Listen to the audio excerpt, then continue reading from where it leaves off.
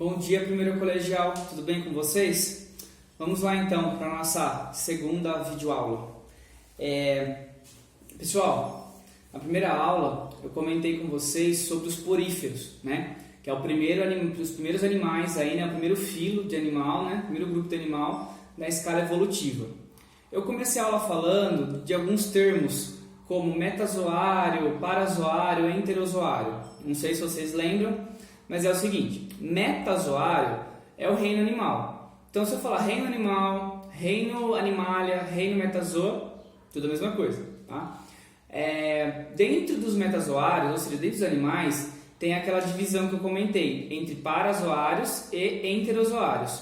Os parazoários são aqueles animais que não têm cavidade digestória, que seriam os poríferos, que já foi na nossa aula passada, que eu comentei. Eles têm uma digestão de alimento totalmente dentro da célula intracelular, porque eles não têm cavidade digestória, tá bom?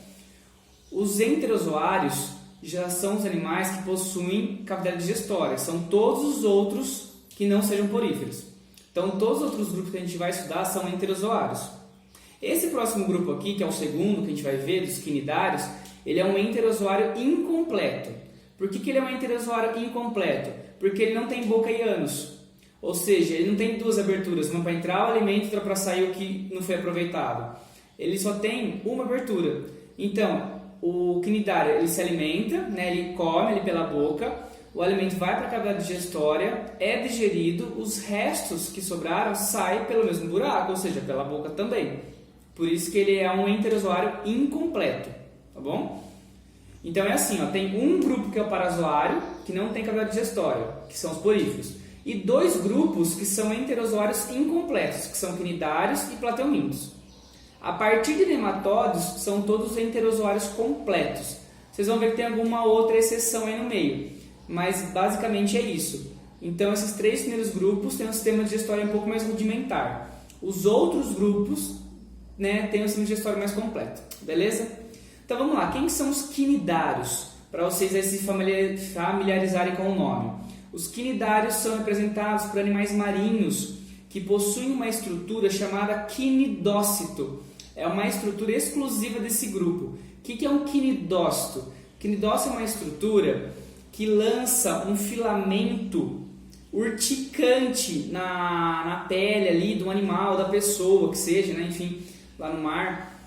O que faz esse filamento urticante? Ele libera uma toxina que dá uma impressão que sua pele está sendo queimada embaixo d'água, tá? Então, quem que são os quinidários? O principal representante é mais famoso, água-viva, mas também tem as anemas, os corais, as hidras. Hidra é menos conhecido. Ela é um animal, é um quinidário cesso, parece uma plantinha lá no fundo do mar, mas ela é um quinidário, porque ela tem quinidócito, essa estrutura que queima, né, dá a impressão de queimar. Na verdade é uma toxina. Ah, essa toxina é perigosa? Depende, tá? Tem algumas espécies que podem até matar o humano, mas no Brasil não tem, né? Na Austrália tem bastante. E tem algumas espécies que acabam paralisando ali somente, ou matando somente animais menores, né? Tipo algum molusco pequenininho, um peixe, tá? Algum animal que serve de alimento. Então, gente, os quinidários, eles têm esse quinidócito tanto para defesa quanto para alimentação, beleza? Ó, a gente está na página 292, tá? Do grupo 2. Se vocês puderem acompanhando aí as imagens, na página 292, 293, 294, né? Para vocês terem uma ideia do tipo de animal que a gente está falando, beleza? Então vamos lá. Quais são as características aqui gerais dos quinidários? Então, primeiro eu já comentei, né, que eles têm o quinidócito, né? São todos aquáticos, a maioria deles são marinhos, mas existe alguma outra espécie aí de coral, de hidra de água doce, tá? É mais raro, mas tem. Mas a maioria são marinhos. O pessoal me pergunta, mas coral é um animal? Sim, só que na verdade o coral, ele tem uma forma de pólipo, né? Ele parece uma hidra. Depois eu vou colocar bastante foto, tá, gente, no Google Forms, para vocês ir acompanhando aí o raciocínio também, porque só eu falando aqui vocês não conseguem às vezes imaginar, né, que animal que é. E como eu não sei fazer umas super edições nos vídeos, né, para jogar umas fotos aqui enquanto eu falo, né, então eu vou colocar umas imagens no Google Forms e vou pedir para vocês acompanhando aí a apostila para ver as imagens, tá? Então, assim, o coral, ele é um animal, tá? ele é um animal séssil, ele é um pólipo. Imagina uma anêmona, só que mais simplesinha assim, mais fininha e tal. Aquilo é um coral. Aquela coisa colorida que a gente enxerga do coral, na verdade é uma casca calcária que ele produz, ele fica dentro daquilo lá. Mas o calcário então é branco, sim, o coral é branco. Aquele recife de coral que a gente vê todo colorido, é que na verdade o coral, gente, ele entra numa associação de simbiose com microalgas chamadas de zooxantelas. Essas microalgas, elas variam muito de cor e elas ficam alojadas ali em cima da estrutura calcária dos corais, tá? Qual é o benefício para os corais? Isso, porque as algas elas fazem fotossíntese, elas produzem matéria orgânica. Além disso, elas atraem seres vivos ali, né? Animais, plâncton, etc. E acabam então alimentando os corais. Em contrapartida, o coral, ele é um animal, então ele faz respiração celular, ele produz excretas, né, que seria a urina, e a alga acaba aproveitando isso como nutriente, tá? Aproveita o gás carbônico para fazer a fotossíntese, beleza? Então é uma relação ali de simbiose, os dois se beneficiam, né? Então, na verdade, o coral em si é o bichinho que fica ali dentro daquela estrutura calcária. O que está acontecendo ultimamente é o seguinte: o recife de coral ele vive bem em água aí de mais ou menos de 25 até 30 graus. A água do oceano, né, ou do rio, que seja, começar a passar de 30 graus, as algas que ficam ali em volta desse coral começam a morrer, elas são muito sensíveis. Ou temperatura um pouco maior que 30 graus, ou então poluição, esgoto e tal. Então, gente, o que está acontecendo é que o recife de coral, como essas microalgas são muito delicadas, elas acabam morrendo por causa das alterações ambientais, poluição, aquecimento global. E se as algas morrem, o coral ali também acaba morrendo. Tá? Então tem um processo chamado branqueamento de coral, branqueamento de corais, que é a morte do recife de coral. Ah, mas qual a importância do recife de coral? O recife de coral, gente, ele é a parte mais biodiversa, com maior biodiversidade, ali, maior número de espécies de algas e animais e plâncton que vivem no mar. Tá? A maior parte da vida marinha está concentrada, né? Fica concentrada onde tem o recife de coral. No Brasil, a gente tem recife de corais que vai do Maranhão até a Bahia, mas o maior recife de corais do mundo fica na Austrália, beleza? Né, que forma aquela grande barreira de coral que, se você digitar aí no Google, você vê umas imagens, né, do recife de coral, dá pra ver bem assim de longe, né, bem do alto, você consegue enxergar uma barreira de corais assim gigantesca, beleza?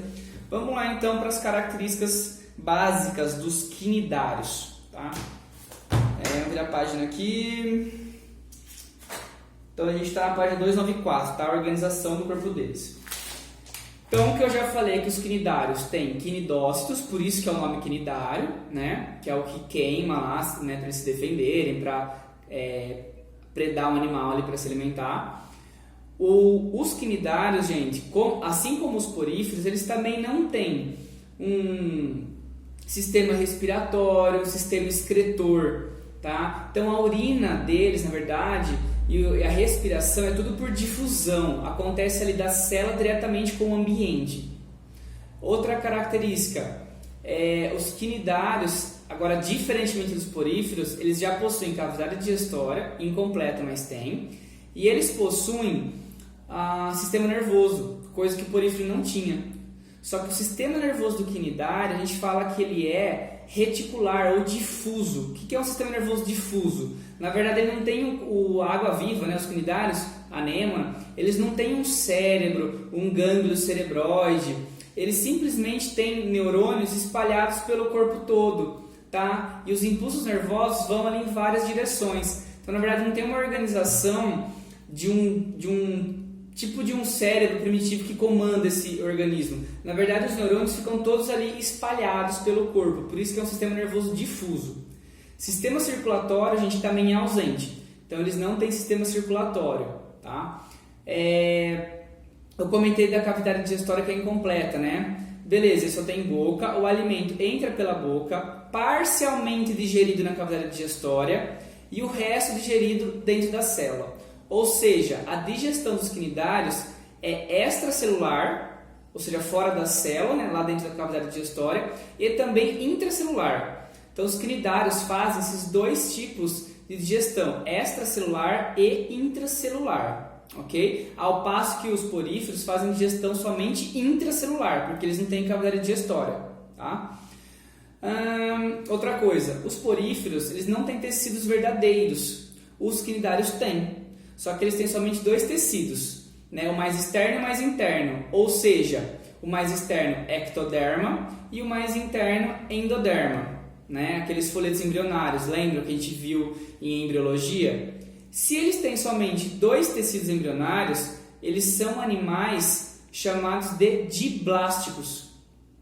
Como o blastóporo origina a boca, então eles são chamados de protostômios. Lembra desses termos em embriologia? Quando o blastóporo, que é a abertura do intestino primitivo, lá no embrião de 3 semanas, origina o ânus, o animal é chamado de deuterostômio. Quando o blastóporo, no embrião lá de 3 semanas, embrião de 3 semanas humano, tá? Origina a boca, ele é chamado de protostômio. Quais animais são deuterostômios? Os vertebrados, né, os cordados, e os equinodermos. Os outros animais, os outros invertebrados, são todos protostômios, ou seja, o blastóporo origina a boca, ok? Outra característica aqui importante dos quinidários, eles possuem duas estruturas corporais, duas formas corporais externas. Eles podem ser do tipo pólipo ou medusa. O que é uma medusa? Medusa é aquele formato de guarda-chuva que nada por jato-propulsão. Joga a água para baixo, né, e ele vai para cima. Joga a água para esquerda, ele vai para a direita. Isso é jato-propulsão. Ele joga a água no sentido contrário que ele vai nadando. Isso é o estágio de medusa, a forma medusoide. E também existe quinidário na forma de pólipo, que é a hidra, a anêmona. Tá? Ou seja, é um animal, o pólipo geralmente ele é séssil, ele é fixo lá no chão, né, do mar, no fundo do mar ou do rio, depende do animal. Ele é fixo no substrato e tem essa forma de chamada pólipo.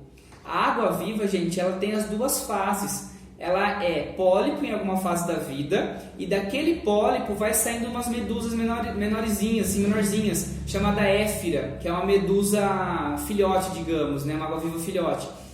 Então, alguns quinidários, eles têm essas duas fases da vida, tanto a fase séssil, que é pólipo, como a fase livre natante, né, por jato-propulsão, que é a fase medusoide, né, que parece um guarda-chuva, que é a água-viva, a vespa do mar, tá bom? Deixa eu ver se falta falar mais alguma coisa dessa característica básica. Pessoal, aqui ó, na página 296 tem aqui classificação. Classe dos hidrozoas, o hidrozoário, cifozoário. Isso é mais assim uma curiosidade, que os quinidários são divididos em 3 grupos, né? Tá aqui hidrozoa, cifozoa e antozoa. Isso é mais detalhe, que não precisa saber. Na página 297 tem uma foto aqui do peixe palhaço na anêmona. Isso é bem legal, gente, tem uma relação ecológica bem interessante. O peixe palhaço, ele não é queimado pelos quinidócitos da anêmona. Lembrando, gente, que a parte que tem o quinidócito, que queima, é só os tentáculos. Então, se eu ver lá numa água-viva em cima, na geleia, você não vai ser queimado, intoxicado. É só o tentáculo. A anêmona é a mesma coisa, só que os tentáculos dela ficam para cima, né? O Nemo, né, digamos o peixe palhaço, ele mora dentro da anêmona. Qual é a vantagem para ele morar dentro de uma anêmona? A anêmona queima. Ou seja, se ele ficar dentro da anêmona, nenhum predador vai querer chegar perto dele, né? Porque vai chegar no tentáculo da anêmona e vai ser queimado. Ah, mas e o peixe palhaço não é queimado? Não, porque o peixe palhaço, a pele dele secreta, né, produz uma substância mucosa ali, gordurosa, que o tentáculo da anêmona bate no peixe palhaço, mas ele não rela na pele dele, rela nessa camada de muco, e ele não entra em contato com a toxina da anêmona. Então o peixe palhaço tem uma proteção muito grande, uma vantagem muito grande de se instalar na anêmona. Ah, e a anêmona tem alguma vantagem com isso? Tem. O peixe palhaço ele é muito chamativo, porque ele é colorido, cor vibrante, né? Laranja, branco, ele é bem chamativo. Então ele acaba atraindo outros seres vivos atrás dele. E aí quando ele entra na anêmona, esses outros seres vivos, seja um plâncton, outro peixe, né? Ou algum outro animal, a anêmona acaba se alimentando desse outro animal. Tá? Então os dois têm vantagem. Então é uma relação ecológica aí de uma protocooperação, os dois se ajudam. Mas Tem na literatura também que pegaram o ambiente, tiraram o peixe-palhaço desse ambiente e deixaram só a anêmona, e vice-versa, tiraram a anêmona e deixaram só o peixe-palhaço. Um não sobreviveu sem o outro. Então, se um não sobrevive sem o outro, então aí já não é protocooperação, é mutualismo. Então, depende do caso, depende do ambiente, depende da espécie, né, certinho, pode ser um mutualismo ou uma protocooperação. Como varia de caso para caso, então a gente fala simplesmente que é uma simbiose onde os dois se beneficiam. É uma relação obrigatória? Em alguns casos sim, em alguns casos não, tá? Só lembrando aí de relação ecológica, quando dois seres vivos se beneficiam, mas eles vivem um sem o outro, é uma protocooperação. Quando dois seres vivos se beneficiam e um não vive sem o outro, se tirar um deles o outro morre, é um mutualismo, beleza? Pessoal, a parte de reprodução, que é da página 298 aqui, 299, a reprodução de quinidário ela é bem específica. Então eu vou gravar uma terceira videoaula depois só para falar da reprodução de quinidário. Só adiantando, os quinidários eles podem também se reproduzir assexuadamente ou sexuadamente, ok? Só que a reprodução sexuada dos quinidários ela é bem específica, tá? Ela tem características ali próprias. Então, gente, de quinidário é basicamente isso, tá? É o segundo grupo aí que a gente estuda da escala evolutiva. Os quinidários, representados principalmente pelas águas-vivas e anêmonas, vivem somente na água, principalmente em ambiente marinho, mas tem algumas espécies aí de alguns grupos que vivem em água doce, né? Rios, lagos. Eles já possuem tecidos verdadeiros, são diblásticos, possuem já cavidade digestória, porém o sistema digestório deles é incompleto, somente com boca, tá? Sem a presença de ânus. A digestão vai ser extracelular e intracelular. E eles têm esse nome de quinidários porque possuem o quinidócito, né? Que é uma palavra que vem da origem grega, né? Que quinide significa urtiga, né? Então queima ali, né? Como urtiga, certo? Essa é a origem do nome dos quinidários. Tem a forma pólipo, que geralmente é céssio, parece uma planta, parece uma alga lá no fundo do mar, na verdade. E tem a forma medusoide, que parece um guarda-chuva, que é a forma que nada, por jato-propulsão, tipo água-viva. Beleza? Então é isso, pessoal. Vou deixar aí algumas imagens, né? Vou ver se eu acho algum videozinho ali com bastante imagem para vocês irem associando ao que eu falei. E a próxima aula vai ser sobre a reprodução dos animais, que é bem específica. Beleza? Valeu, pessoal. Bons estudos.